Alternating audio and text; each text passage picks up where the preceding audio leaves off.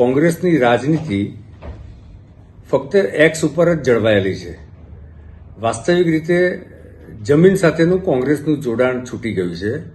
એટલે એમની રાજનીતિનો એકમાત્ર મુદ્દો દરેક મુદ્દા ઉપર જુદા જુદા પ્રકારના ભારતીય જનતા પાર્ટીની સરકાર ઉપર આક્ષેપો કરવા.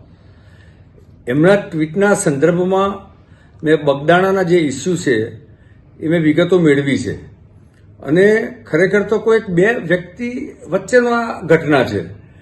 એ ઘટનામાં તંત્ર દ્વારા એફઆઈઆર પણ નોંધવામાં આવી છે ફરિયાદના આધારિત અને એફઆઈઆર ઉપર કામ થઈ રહ્યું છે. કોઈ બે વ્યક્તિની ઘટનાને તમે એને દરેક બાબતને રાજનીતિ સાથે જોડો અને એ જ કારણ છે કે ગુજરાતની જનતા એમને સતત જાકારો આપે છે.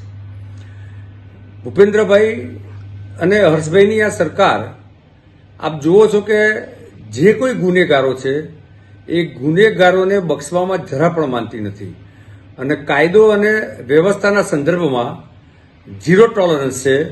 એટલે કે જ્યારે બી જ્યાં પણ કોઈ ગુનો ધ્યાન પર આવ્યો છે તો એના માટે યોગ્ય કાર્યવાહી થઈ છે અને એની તપાસ કરીને, કારણ કે અલ્ટિમેટલી સજા તો કોર્ટ ઓફ લો દ્વારા થાય છે, તો ત્યાં એ પ્રકારનું પ્રેઝન્ટેશન પણ થાય છે કે જેથી ગુના આધારિત અને કાયદા આધારિત એને સજા થાય.